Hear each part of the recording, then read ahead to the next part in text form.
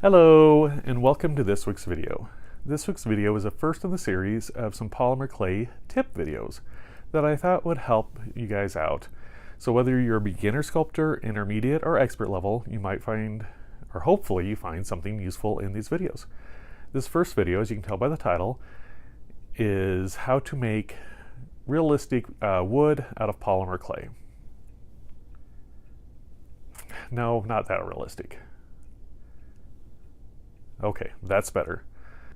Okay, let's get this video started, and be sure to stay tuned to the end of the video where I show off several examples of sculptures I've done using this technique.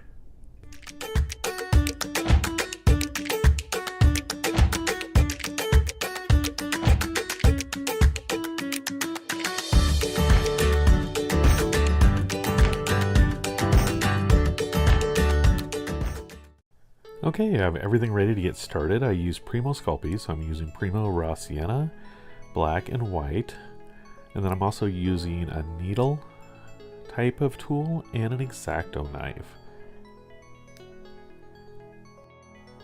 And I'll get the clay unwrapped and start mixing our shades. So I'm going for 3 different shades. I'm going to do a lighter shade with the white and a darker shade of brown with the black. You can choose to mix, like the brown and the white together, not thoroughly, and that way you will have some more marbling into it. But I chose to kind of mix it all the way so I can get, have more of a solid lighter brown, and the same with the black, and have a solid darker brown.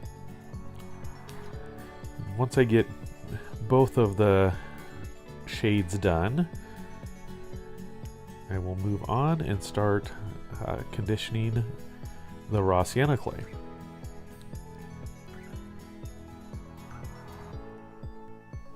Now I do soften this up quite a bit. I want to make sure it's really easy to blend in those other shades, and so I don't have any issues, once I start sculpting.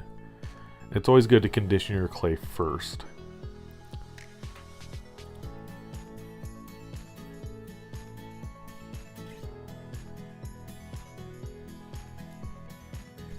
Now that I've got my colors mixed and my raw sienna conditioned, I'm ready to start mixing all the shades together.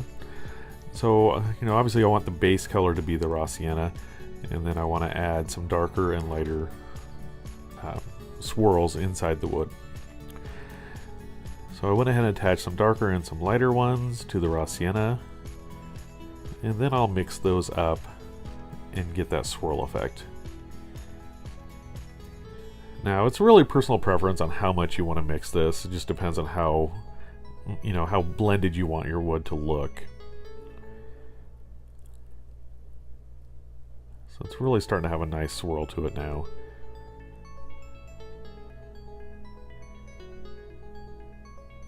All right, we'll get this pressed out, mix it up a little bit.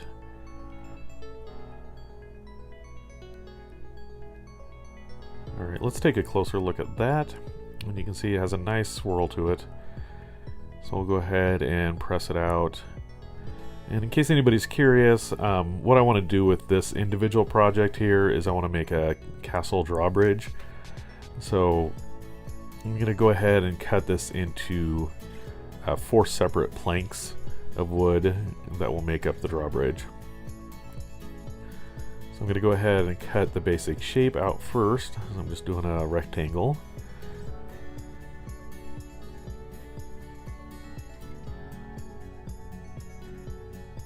And then I'll go ahead and cut out 4 pretty close to the same size planks of wood to make up the complete drawbridge. And I went ahead, as you can see here, I'm switching them around, and that way that swirl pattern is, mixed up a little bit on that drawbridge, and it doesn't look like they were all made out of one piece. I think that makes it a little more interesting.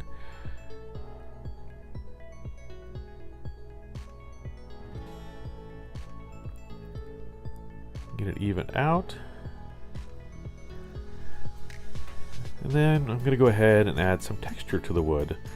Since this is, a drawbridge from a castle, so it's something that's going to be old, even if it's, back in the day, the wood isn't going to be as, even and as you know, processed as it would be as if you got, you know, a plank of wood now.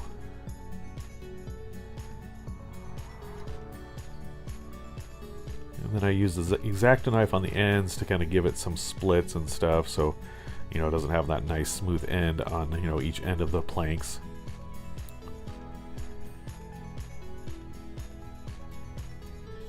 And then you can also add some deeper, thinner cuts with the exacto knife or the needle tool. And then I'll just add a little bit more detailing. And that's pretty much it. There we have our somewhat realistic wood made out of polymer clay.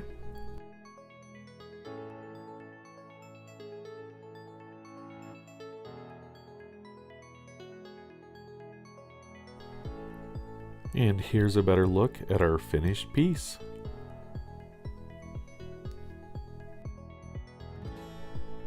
Okay, I hope you guys enjoyed this this tutorial tip slash how-to video on how to make realistic wood out of polymer clay. So as I promised, here's some pictures of some of the things I've done using this technique. If you have any questions or comments about, you know, what I did in today's video, please leave it in the comment section below. Also, I have several tip videos planned, but if there's something you would like to see in one of my tip videos, please leave it in the comments down below too. I'll try to do as many of those as I can, so be sure to leave them down there. Also, please give this video a thumbs up. That supposedly helps me out on YouTube. Also, if you haven't already done so, please subscribe to my channel. I post a new video every Monday. All right, thanks for watching. Never stop creating. See you on the next video. Bye.